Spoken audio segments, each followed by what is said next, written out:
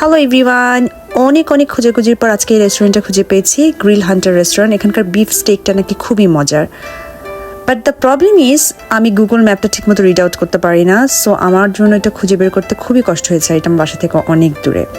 রেস্টুরেন্টটা খুব ছোট এবং অ্যাজ ইউজুয়াল সমস্ত ভালো ভালো রেস্টুরেন্টগুলো আর আমি যেগুলো খুঁজে চাই সেগুলো সবগুলোই শুধু আন্ডারগ্রাউন্ডে হয়। I have no idea why. ভেতরে গিয়ে বুঝলাম রেস্টুরেন্টটা খুবই ছোট, কয়েকটা চেয়ার, ফিউ টেবলস। এখানে ওনার একাই আছেন, উনি হচ্ছে কুক করেন, উনি সার্ভ করেন। এটা একটা জাপানিজ রেস্টুরেন্টের একটা কি বলবো একটা pattern. Most of the Japanese রেস্টুরেন্টগুলো এরকম, যেগুলো হচ্ছে খুবই স্পেশাল টাইপের, ক্যাফে টাইপের, সেগুলোতে সাধারণত একজন দুজনই থাকে, হাজব্যান্ড ওয়াইফ রান করে বা ওয়াইফ রান করে বা হাজব্যান্ড রান করে। আমাকে মেনু দিয়ে গেছে, দেখছি কি খাবো। অফকোর্স বিফ স্টেক খাবো। এখানে স্টেকের গ্রাম অনুযায়ী দামটা নির্ধারণ করা হয়। সো স্মল ছিল, মিডিয়াম ছিল এবং লার্জ ছিল। আমি মিডিয়ামটা চুজ করেছি। এখানে ড্রিঙ্ক ছিল, বাট আমি কোনো ড্রিঙ্ক নিইনি, কারণ মাচা লাটে আমার খুবই ফেভারিট। এটা খেলে আমি আর পরে শান্তি করে এটা খেতে পারবো না, কারণ এই ড্রিঙ্কগুলো স্মুদি থাকে, ফ্র্যাপে থাকে, সো ল্যাটে থাকে with milk. It's so heavy. এই ড্রিঙ্কটা খেয়ে শেষ করলে আপনি আর বিফ স্টেক খেয়ে শান্তি করে খেতে পারবেন না, পেটটা ভরে যাবে। এনিওয়েজ আমাকে এখানে একটা কাপে করে স্যুপ দিয়েছে। আমি আগে আপনাদেরকে বলেছিলাম হয়তো যে এরা কাপে করে স্যুপ দেয়, বিভিন্ন রেস্টুরেন্টগুলোতেও কাপে করে স্যুপ দেয়। এখন আমাদের দেশে অনেকটা এরকম চল শুরু হয়েছে, কিন্তু আমি ছোটোবেলা থেকে ডাল কিন্তু সবসময় কাপে করে খেতাম এবং সবাই হাসাহাসি করতো।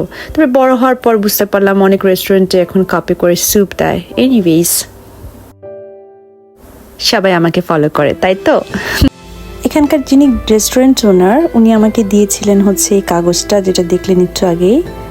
এই কাগজটাতে লেখা আছে কিভাবে করে স্টেক খেতে হবে, ডিপ করে করে কিভাবে করে কাটতে হবে। এখানে দুজন মানুষ এসেছে, তারা হয়তো ব্রাদার সিস্টার হতে পারে, ফ্রেন্ড হতে পারে, গার্লফ্রেন্ড বয়ফ্রেন্ডও হতে পারে। I have no idea.